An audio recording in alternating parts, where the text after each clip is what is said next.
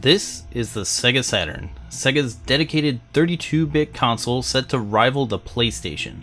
Sega had a huge reputation. Not too many companies were able to put a dent into Nintendo's market share back then, so it was really surprising that the Saturn would become Sega's second to last console ever. This is a Retronomics collectability forecast where I give you an overview of the console, show off some of the games, and let you know if the prices will go up, down, or stay the same to determine if a console is worth buying right now. So let's take a look at the collectability forecast for the Sega Saturn. Released in the United States in 1995, the Sega Saturn was doomed from the start. In order to get a leg up on Sony, Sega announced that their system would be releasing immediately instead of 5 months later like promised, which surprised the developers and retailers. KB Toys would refuse to sell the Sega Saturn because units were given to its competitors before this was even announced. The lackluster launch lineup and the release of the Nintendo 64 the next year wouldn't do the Saturn any favors, and by 1998, the Sega Saturn was discontinued. Personally speaking, I wasn't 100% aware of the Saturn or the PlayStation. I was a Nintendo kid, and Nintendo Power helped keep me focused on the Ultra 64, which was bound to come out after the Super Nintendo.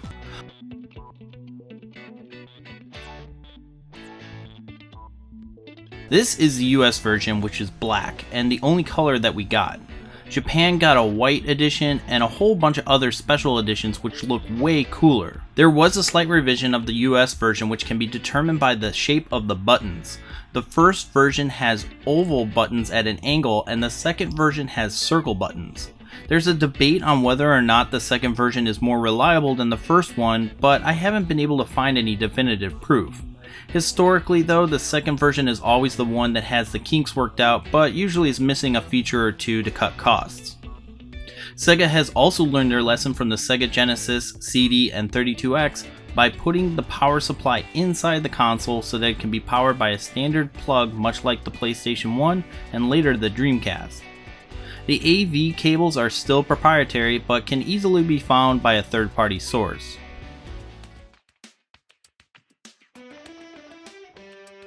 There are 3 different main controllers. The first controller had 6 face buttons similar to the 6-button arcade pad on the Genesis, but this time they had 2 shoulder buttons which would come in handy for fighting games.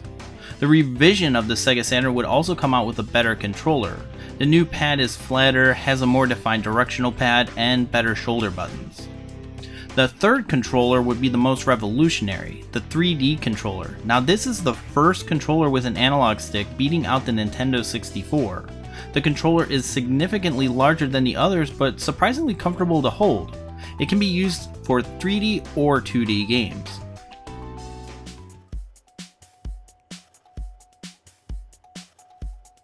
And speaking of games, the Saturn has some of the best games for that era. Nights into Dreams, Panzer Dragoon, and Virtua Fighter made the Saturn a powerhouse system. The best part of the Saturn in my opinion was the plethora of arcade ports the system got. Sega has been known for bringing the arcade experience into people's homes, and the Saturn is no exception. Mortal Kombat 2 and Ultimate Mortal Kombat 3 were bar none the best on the Saturn.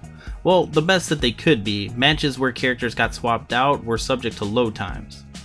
Super Puzzle Fighter 2, Street Fighter Alpha, NBA Jam, all great arcade ports that lost very little from their coin-op counterparts. Then you have some of the best RPGs as well, Panzer Dragoon Saga being the most notable because it's one of the most expensive titles on the platform. The drawback for these games is that they do come in these long box jewel cases similar to the Sega CD. The size isn't an issue, but the durability is. Eventually the cases do become brittle and are prone to cracking and breaking. Luckily, Limited Run Games has taken on the task to making replacements which should be available soon.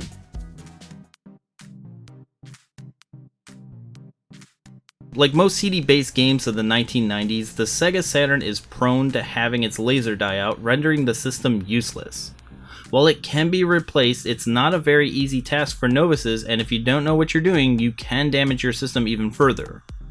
While recording footage for this video, I found that my Saturn had issues determining if a disc had a real game on it or not. Usually this was solved by just wiping the disc clean of any dust, but in cases like Ultimate Mortal Kombat 3, it kicked me out to the main menu after a fight and then refused to recognize the disc at all. I'm not sure if this is because of the laser failing or if it's just that my discs aren't in the most pristine condition. If your CD drive is burnt and you're feeling adventurous, you can replace it with the Rhea and Phoebe SD reader, which will allow you to play ROMs without a CD drive. A more common issue is the battery for saving your games. There is a watch battery on the back of the Saturn that's responsible for keeping the internal clock running and saving some games.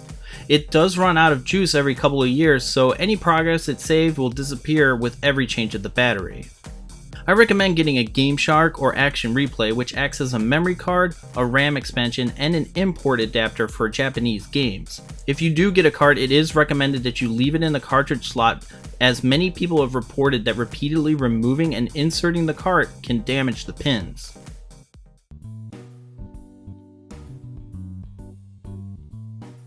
Now let's talk about pricing.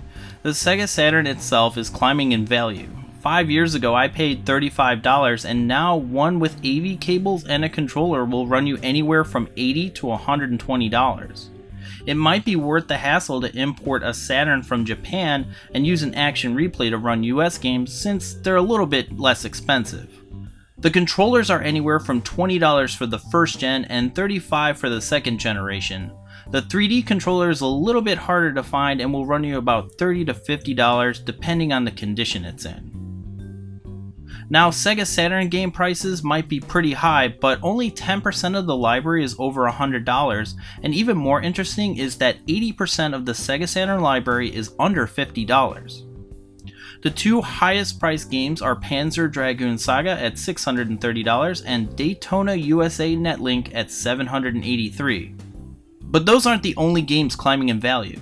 I took note of the 15 most expensive games, and in addition to the price over the past year, I also took note of the popularity of the titles according to PriceCharting.com. The more the game is selling, the more likely the price trend is accurate. For example, the Daytona Netlink has about one sale a year. This would explain the flat line after a severe drop-off after being sold for over $2,000. It's hard to predict what the price will be because there aren't a lot of sales. On the other hand of the spectrum, you have two games selling a copy every day, Panzer Dragoon Saga and Albert Odyssey.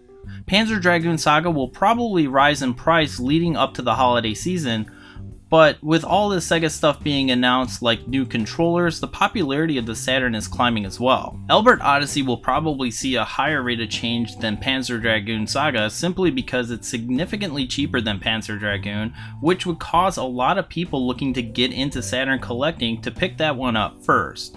Also, RPGs tend to be the most expensive for any gaming platform. If you like RPGs and are looking to get into collecting Saturn, I suggest picking this game up first because this price is bound to climb even further in 2019. Moving on to games selling 3 per week, you got Guardian Heroes and Magic Knight Ray Earth. Magic Knight Ray Earth is a pretty popular game given that it's a working designs game. From the beginning of 2017, it does seem to be trending down, but when you look at the past 8 months, it appears to be rebounding.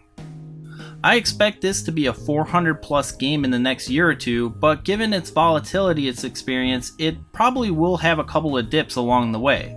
Be sure to keep your eye out on this game for any price drops because it'll be a really good deal to pick up. Guardian Heroes has been selling pretty well also. Typically when one heavy hitter like Panzer Dragoon Saga goes over $500, it's only a matter of time before more collectors start looking into the library for cheaper games of similar quality. Guardian Heroes is one of those games that fluctuates between $100 and $200, but not quite breaking that $200 threshold, and that's probably due to the fact that this game is available on the Xbox Live Arcade for $5. Not many of the high dollar Saturn games are available anywhere else. Since the Sega Saturn didn't sell well in the United States, it's possible that a lot of these games will start to become more and more rare. But rarity doesn't always equate to high value. Eventually these games will start to level off and the less notable titles will start to drop in value just a little bit. Games like Winning Pose probably will be the first to drop off, assuming more that are found. If it's a rare game, it might just keep its value but not climb any higher than this. Some Japanese games are starting to climb in value as well because the Saturn did so well there versus the United States. Japanese counterparts of US games are less expensive, but when it was discovered that there are a lot of good Japanese exclusives like Radiant Silvergun, those deals dried up quick.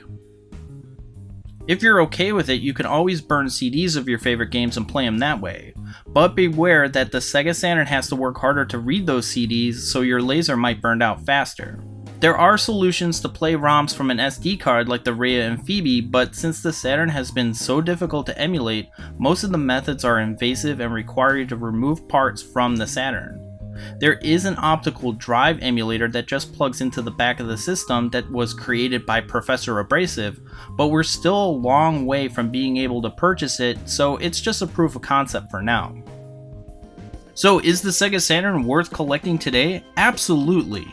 The Sega Saturn in the United States has a great selection of games that were never released again, so if you're a fan of RPGs and arcade ports, it's worth your time and money to look into. As an investment, well, that's another story. No one is really sure how long the Sega Saturn systems will last and if there will be a solid state emulator before those lasers start to burn out for good. My Saturn has served me well for the 8 years, but it is starting to falter. I always have it in the back of my mind that eventually there will be one day where it's gone for good. What about you? Do you have a Sega Saturn? Do you plan on getting one after watching my video?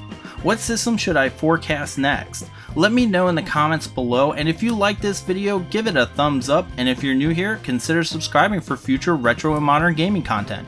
I'm Super Nintendo, and thanks for watching.